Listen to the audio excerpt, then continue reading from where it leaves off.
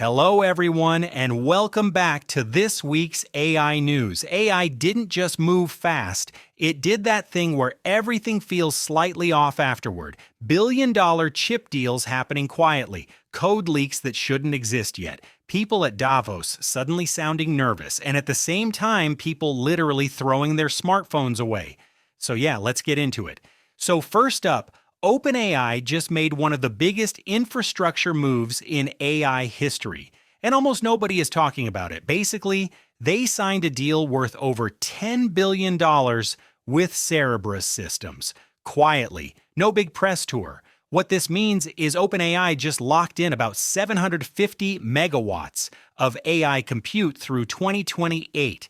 Now pause on that for a second. That's roughly the electricity usage of about 600,000 homes. And all of that power is pointed at one thing, making models like GPT-5 respond faster. And this is where it gets interesting. Back in 2022, OpenAI was running on about 200 megawatts. Today, they're already around 1.9 gigawatts. This Cerebras deal adds another 40% on top of that, and it's not even for training, it's for inference. Real-time answers, milliseconds, not seconds.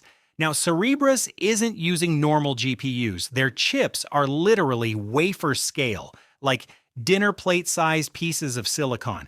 Everything stays on one chip. No hopping back and forth, no memory bottlenecks, just brute force throughput. So what does this actually do for OpenAI? First, it weakens their dependence on Nvidia. Yes, they still have that massive Nvidia deal, but this gives them a second supplier at real scale. Second, it pushes AI toward feeling instant. And guys, that matters more than model intelligence at this point. When AI feels immediate, people use it more, trust it more, and pay more. Latency is no longer technical, it's psychological. And third, and this is the quiet part, it exposes the real bottleneck. It's not models, it's not even chips, it's power. OpenAI now has to line up energy deals just to keep these systems alive. The AI race is slowly turning into a power grid race, whether people want to admit that or not. So this isn't just a vendor contract, it's a bet. A bet that wafer-scale compute is the future of high-throughput AI. And if that bet works, the gap gets wider, not smaller. Now, while OpenAI is buying power, Nvidia is doing something different. They're buying speed. So Nvidia just finalized a roughly $20 billion deal with Groq. And if you don't know Groq, they're the startup obsessed with ultra-low latency inference. But here's the thing. This wasn't a normal acquisition. Basically, Nvidia structured it as a licensing deal plus an acqui-hire. They get the IP and around 80 to 90% of Groq's engineering team, including Jonathan Ross, the guy who built Google's original TPU.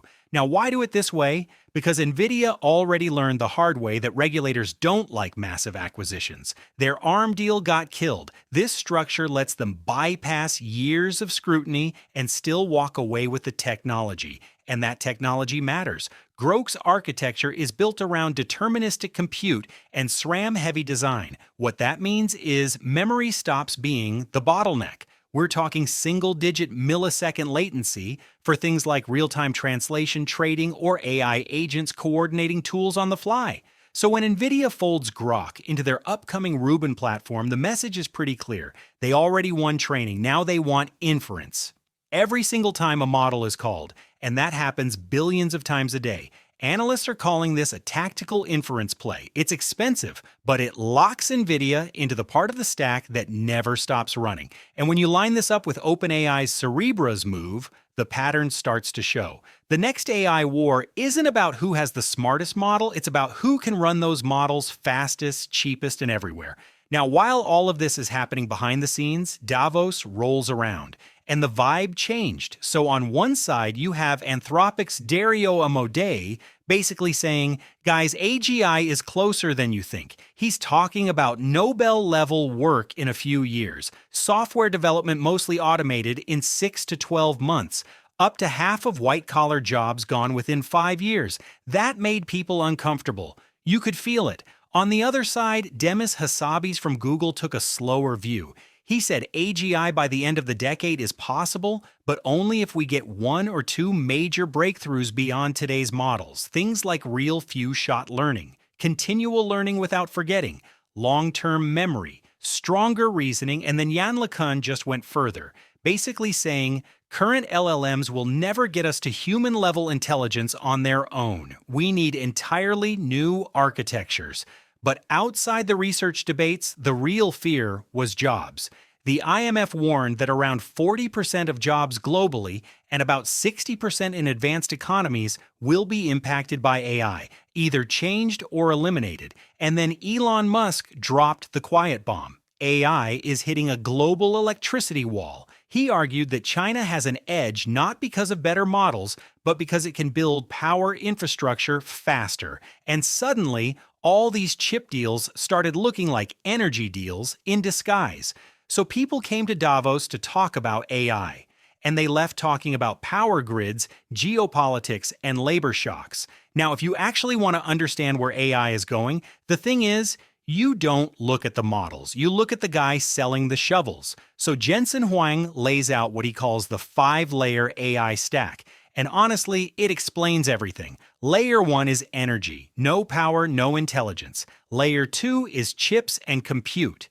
That's Nvidia's world. Layer 3 is cloud infrastructure, AWS, Azure, Google Cloud. Layer 4 is models, ChatGPT, Claude, DeepSeek. This is the part everyone sees. Layer 5 is applications. This is where money actually gets made. And what this means is you can't just build one layer. They all have to be built at the same time. That's why Huang calls this the largest infrastructure project in human history.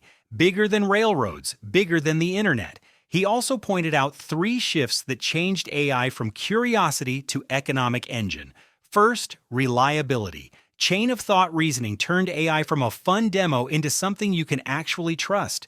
Second, open models. He specifically called DeepSeek a monumental moment because it lowered the barrier for everyone. Third, physical intelligence. AI now understands proteins, chemistry, fluid dynamics.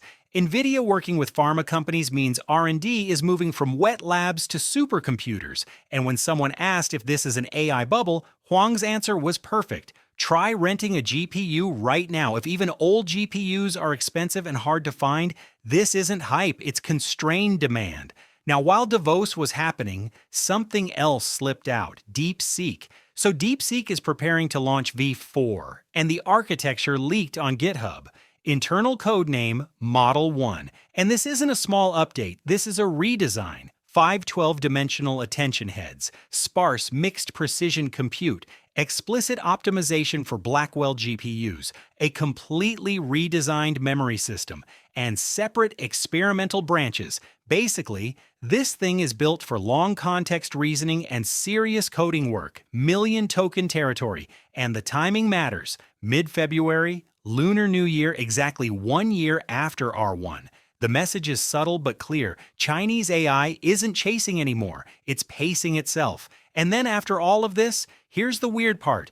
People are opting out. There's a real analog movement growing, people switching to flip phones, buying vinyl, knitting, reading physical books. One person tried living like it was the 1990s for 2 days. No phone, no AI, just time. Searches for analog hobbies are exploding. Yarn kits up over 1,000%. The thing is, people don't hate AI. They hate feeling optimized. At the same time, countries are scrambling to capture value. Canada has top researchers but loses startups. Corporations are all in, betting massive productivity gains. So what this means is we're entering a strange phase.